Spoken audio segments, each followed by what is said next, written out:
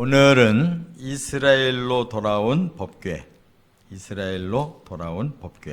제목으로 말씀을 선고합니다. 이스라엘이 블레셋과 전쟁을 벌이면서 법궤를 가지고 나갔다가 뺏겼습니다. 그러나 하나님은 이제 친히 이스라엘이 할 수 없는 이러한 상황을 만들어 놨어도 하나님이 직접 다곤 신을 쓰러뜨리고 또 독종의 전염병을 보내시고 또 사망의 환란을 일으켜서 결국 블레셋 사람들이 항복을 하게 만드셨어요. 그러고 나니까 이제 하나님이 계시는 이 법궤가 무섭잖아요. 그래서 블레셋 사람들이 자진해서 이 법궤를 여기다 더 뒀다가는 우리가 다 망하게 생겼다. 그러니 이스라엘로 돌려보내자. 이렇게 이제 결의를 한 거예요. 그래서 결국 하나님이 법궤를 이제 이스라엘 땅으로 돌아오게 주도적으로 하셨기 때문에 하나님은 스스로 이제 영광을 받으시고 이스라엘은 아주 패망을 했지만 하나님 자신이 이제 하나님의 위엄을 높이셔서 승리를 하셨다 하는 겁니다. 그렇기 때문에 이 법궤가 어디에 있느냐가 중요한 거예요. 블레셋에 있으면 이제 하나님이 수치를 당하시는 거고 이스라엘로 이제 친히 돌아오도록 이렇게 역사하심을 통해서 하나님의 존엄을 되찾으시는 거예요. 그렇기 때문에 그 시대에는 이제 하나님의 법궤가 하나님을 상징하는 겁니다. 그 법궤가 이제 돌아와서 그렇다고 해서 바로 회복된 게 아니에요. 이스라엘이 바로 사무엘이 먼저 사울한테 안수해서 왕이 됐잖아요. 그러나 겨우 10년 하고 바로 하나님께 버림받아요. 그러고도 이제 계속 다윗을 쫓고 사울은 전체 40년 동안 그냥 못된 짓만 하다가 결국 전쟁터에서 죽어요. 다윗이 그 뒤를 이어서 이제 또 30년 그 왕위를 하고 그때 결국 법궤가 예루살렘으로 들어오는 거예요. 다윗 시대. 그러니까 하나님이 얼마나 그 마음에 가슴 아리를 하셨겠어요. 사사시대에 그렇게 엉망으로 300년을 끌었는데 겨우 사울 왕을 세워놓으니까 40년을 또 망치고 그리고 다윗이 들어와서야 결국 이제 법궤가 예루살렘으로 오고 그 다윗 평생에 성전 못 졌어요. 소원했어도. 다윗도 죽고 솔로몬이 이제 세워진 후에 드디어 성전 짓고 법궤를 모셨으니까 이 가나안 땅에 하나님의 주권이 회복된 게 얼마나 오래 걸렸냐 말이에요. 생각을 해보자고요. 그러니까 우리가 그냥 맥없이 성경을 읽으면 하나님을 못 봐요. 하나님 마음을 못 깨달아. 가나안 땅을 정복시키고 12지파에게 다 분배를 해줬으면 그때부터 막 뜨겁게 하나님 뜻을 이루어드려도 부족한데 300년 이상을 사사들을 세웠어도 엉망인 나라가 사울을 세우니까 더 엉망이 되고 다윗을 세웠어도 하나님이 흡족할 수가 없어서 솔로몬 시대에 가서야 성전에 법궤를 모셨으니까 그때서 이제 하나님의 나라가 된 거잖아요. 하나님이 주권을 가진 게 됐잖아요. 그러니까 참 하나님 마음이 얼마나 아프시겠냐고. 그걸 알고 신앙생활하는 사람하고 전혀 모르고 신앙생활하는 사람의 차이가 얼마나 크냔 말이에요. 그러니까 정말 하나님의 이 의도를 오늘 본문에서 깨달아야 돼요. 뭘 원하셨는지. 첫째, 1절부터 6절에 보면 블레셋이 죄를 회개하도록 하셨다는 거예요. 블레셋이 그렇게 악독하게 계속 전쟁을 이스라엘에게 벌리고 또 이제 그 여호와 신 법궤를 그냥 다곤신 앞에 무릎 꿇리려고 거기에 두고 그것을 이제 하나님은 용납지 않고 다곤신을 넘어뜨리고 다 부숴버리고 또 독종 전염병으로 성읍을 쓸고 사망의 환란으로 블레셋을 완전히 꾸꾸러뜨려 버렸는데 이스라엘은 꼼짝도 못했는데 손 하나 쓰지 못했는데 하나님 스스로 다 하셨잖아요. 왜? 블레셋이 하나님께서 일곱 족속이 아니라 그냥 존재하도록 해놨는데 괜히 이스라엘에게 계속 달라들거든. 블레셋은 역사 속에 계속 달라들어요. 그래서 결국 다윗 시대에 블레셋을 깨뜨렸다고. 그런데 먼저 스스로 하나님이 이런 기적을 통해서 블레셋을 회개시키는 거예요. 어떻게 회개를 시켰느냐? 여기 보니까 그들이 이렇게 쑥대밭이 된 것을 이제 여호와가 이게 하셨구나라고 생각하고 우리가 법궤를 빨리 돌려드리자. 이스라엘에게 법궤를 빨리 주자. 이렇게 스스로 결정을 했어요. 하나님이 무서워서. 그때 뭐라고 그들의 제사장들이 얘기를 했냐면 속건제를 드려야 된대요. 뭔가 하나님을 잘 몰라도 뭔가는 조금씩 아는가 봐요. 속건제라는 건 뭐냐면 남에게 피해를 줬을 때 보상해 주는 거예요. 근데 이놈들이 알기는 조금 알아도 어이없게 하는 거예요. 지금 하나님에게 죄를 졌으면 속죄제를 드려야지 무슨 뭐 다른 나라에 조금 피해 줬다고 속건제 드리는 식으로 넘어가려고 그러면 되겠냐고. 하나님은 그런 거에 예민하신 거예요. 이게 속죄제의 회개냐 속건제의 회개냐가 중요한 거라고. 속죄제의 회개가 돼야 되는 거예요. 우리가 사람 간의 죄를 범했다고 그걸로 끝나면 안 돼요. 그것이 곧 하나님의 뜻을 거역하고 하나님 앞에서 범죄하는 일이에요. 속죄제를 드려야 된다는 걸 꼭 기억하시 바랍니다. 남을 해롭게 했다고 하나님하고 관계없는 게 아니에요. 남을 해롭게 해서 죄를 졌으면 그게 하나님 앞에 내가 하지 말아야 될 범죄를 저지른 거라고. 그게 십계명이라는 그렇잖아요. 하나님을 불경하게 했다고 하는 것만 죄가 아니란 말이에요. 5번째부터 10번째는 다 사람에게 잘못한 건데 그게 하나님의 법을 어긴 거란 말이에요. 그래서 하나님 앞에 용서를 구해야 되는 거예요.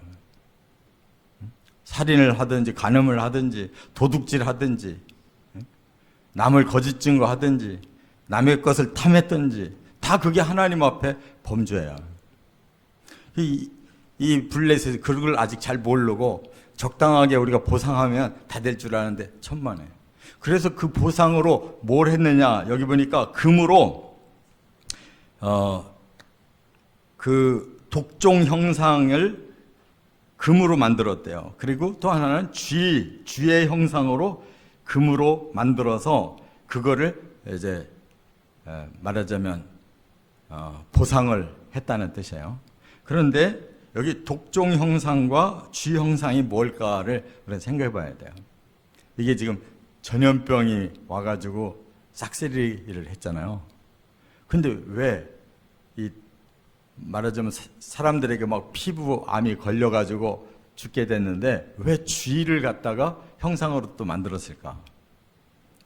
여기에서 알 수 있는 것이 우리가 그 14세기인가에 보면 막 패스트균 때문에 유럽이 3분의 1이 죽었다고 그랬잖아요. 그것을 옮긴 그 매개체가 쥐라는 거예요. 쥐. 여기서 금으로 쥐 형상 5개를 만들었고 독종 형상 5개를 만들어서 이제 바쳤다는 거예요. 그러니까 여기서도 그런 전염병이었다는 걸 알 수가 있는 거라. 아무렇게나 만든 게 아니고 다 뜻이 있어 만든 거란 말이에요. 그래서 새 수레를 준비하고 또 그 새끼가 있는 암소를 준비해 가지고 거기다가 법궤를 실어서 돌려보내자 이렇게 한 거예요. 블레셋이 그렇게 승승장구하다가 기가 팍 죽은 거는 누구 때문에? 하나님 때문에. 이스라엘 때문에 겁나는 건 하나도 없어요. 하나님이 겁나서 지금 이렇게 금으로 예물을 드리고 그걸 속건제라고 보상했다는 거고, 그리고 아주 법궤를 존중해서 새 수레에다가 또 암소를 붙여서 이제 이스라엘 쪽으로 보냈다, 그런 뜻이에요. 그러나 그것이 흡족한 회개는 아니다. 사람의 생각으로 드리는 회개지 하나님이 받고자 하는 진정한 회개는 아니다. 그거를 깨닫게 해야 돼. 두 번째, 7절부터 12절에 보면 하나님은 스스로 위엄을 되찾으셨다. 이스라엘에게서 영광 받으려고 이스라엘 세워놨더니 이놈들이 거꾸로 하나님을 이렇게 모욕시키고 하나님의 마음을 아프게 했단 말이에요.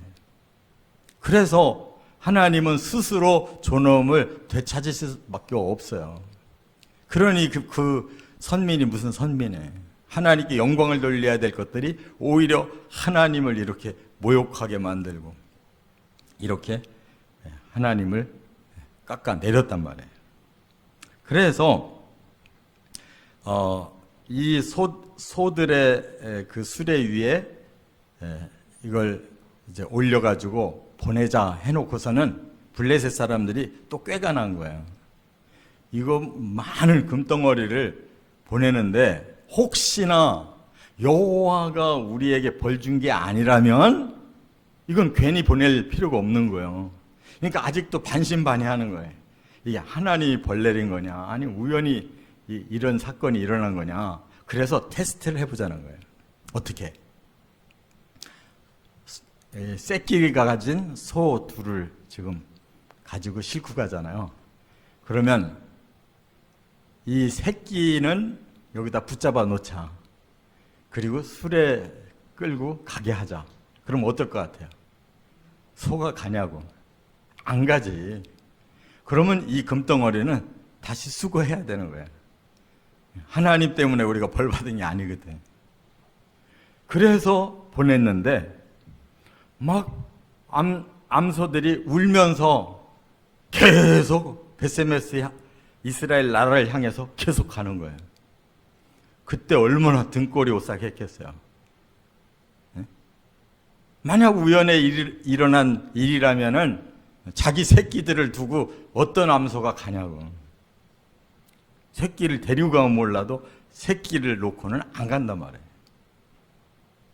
그렇게까지 테스트를 해본 거예요. 이들이. 금이 아까워서. 그런데 그렇게 부르짖어 울면서도 꼼짝 못하고 베세메스를 향해 가는 것을 보고 그들이 끝까지 뒤따라가서 다 확인했어요. 베세메스까지 가서 확인하고 돌아갔단 말이에요. 얼마나 등골이 오싹했겠어요. 그러니까 하나님을 우리가 체험하는 것은 이게 체험인 거예요. 우리가 하나님 본 적도 없는데 우리가 하나님에 대해서 별로 그동안은 뭐 두려워하지도 않고 우리 멋대로 살았는데 이제는 그렇게는 못 산다는 거. 하나님 분명히 살아계시고 만약 하나님 잘못 건드리면 우리는 완전히 멸망하겠구나라는 두려움을 갖는다는 거. 이게 진정한 체험인 거예요. 하나님은 아무 형상도 보이지 않으셔도 이렇게 당신의 위엄을 보여주셔서 스스로 회복시키셨다는 거예요. 할렐루야. 그렇기 때문에 제 아무리 수천 년의 역사를 가진 이 인류가 하나님이 어딨냐고 그렇게 가소하게 여기고 지멋대로 할지라도 지금까지 하나님 없는 세상이라고 말하는 사람들이 다는 아니에요. 지금도 여전히 하나님은 살아계시고 하나님은 사람을 체험케 하신다는 거. 스스로 하나님은 당신을 지키신다는 거. 깨달아야 될 줄 믿습니다. 세 번째는 이제 이스라엘에게 13절부터 21절에 보면 이스라엘의 경거망동에 재앙을 내리셨어요. 하나님 참 뒤끝이 있으시죠? 하나하나 완벽하게 하시는 걸 볼 수가 있어요. 벳세메스로 이제 법궤가 왔어요. 그랬더니 벳세메스 사람들이 이제 너무 기뻐가지고 막 수레를 이제 장작으로 이렇게 뽀개서 막 그 번제를 2마리 암소를 잡아서 번제를 드렸어요. 그것까지는 참 좋았어요. 그런데 벳세메스 사람들이 법궤를 쳐다보고 있을수록 궁금한 거예요. 아니 이렇게 놀라운 역사를 일으킨 것이 저 법궤에서 이제 나온 걸로 생각한 거죠. 그러니까 사람들이 얼마나 어리석으냐면 눈에 보여야 신이지 눈에 안 보이면 아무것도 신은 없어요. 그런데 블레셋 사람들을 저렇게 치시고 블레셋 사람들이 스스로 무서워서 이렇게 금 예물까지 가져오고 이렇게 돌려준 걸 보니까 이 법궤가 너무 신기한 거예요. 그런데 법궤가 아무리 신기해도 그걸 만지고 그 안에 들여다보면 어떻게 돼요? 죽는 거야. 그게 율법이야. 이 사람들이 그거를 제대로 모르는 거야. 그러니까 역시 신앙이 우상적인 거지. 그 법궤가 신기한 거야. 거기에 뭐가 있는 것 같은 거야. 그래서 법궤를 열었어요. 그 죽은 거야. 자, 민수기 4장에 보면요. 레위인들이 지금 제사장하고 레위인하고 달라요. 제사장은 성소를 들어갈 수가 있어요. 그 중에 대제사장은 1년에 한 번 지성소까지 들어가요. 그러나 만지는 게 아니고 그냥 피를 이렇게 뿌리고 나와요. 제사장들이라고 막 아무렇게나 하는 게 아니라. 그런데 레위인은 더 말할 필요도 없어요. 만지면 안 되고 보면 안 된단 말이에요. 그래서 민수기 4장에 15절에 보면 성물은 만지지 말라 그들이 죽으리라. 레위인들이 아무리 성소에서 일을 한다 할지라도 너희들은 간접적으로 하는 거지 하나님의 성소 안에 들어오지 못한다. 그래서 성물을 만지면 안 된다. 20절에는 잠시라도 들어가서 성소를 보지 말라. 성소를 봐도 죽는다네. 레위인들은 성소 안에 못 들어가는 거예요. 바깥에서 보조일을 한 거라. 이게 율법이었어요. 대제사장도 1년에 한 번 죄 씻기 위해서 한 번 지성소, 법궤가 있는 지성소를 한 번만 들어가는 거예요. 피만 뿌리고 나오는 거예요. 그게 하나님이 정해주신 규칙이에요. 그런데 벳세메스 사람들이 율법을 잘 모르니까 눈에 보이는 이 법궤가 우상이 돼가지고 그 안에 뭔가 신비한 게 있을 것 같으니까 열어봤다가 죽어버렸다. 그래서 70명이 죽었다고 그러는데 거기 가로를 쳐놓으면 뭐라고 그랬어요? 5만 7천 명이라고 그랬어요. 5만 70명이라고 그랬거든요. 그 벳세메스가 그 당시 아주 시골이에요.